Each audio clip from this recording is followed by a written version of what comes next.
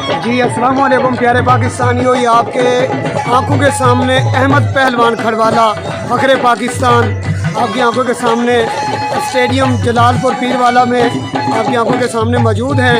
और अहमद पहलवान खड़वाला के वालिद मोहतरम देखें आपकी आंखों के सामने माशाल्लाह से ये स्टेडियम में दंगल में मौजूद हैं। इनको हम तहे दिल से इनका शुक्रिया भी अदा करते हैं और इनकी आमद पर जी ये अहमद पहलवान खड़वाला के ये सभी रिश्तेदार अल्हम्दुलिल्लाह आपकी आंखों के सामने माशाल्लाह, और ये उनका साथ देते हुए अहमद पहलवान खड़वाला का माशाल्लाह ये फ़ख्रे पाकिस्तान है अहमद पहलवान खड़वाला।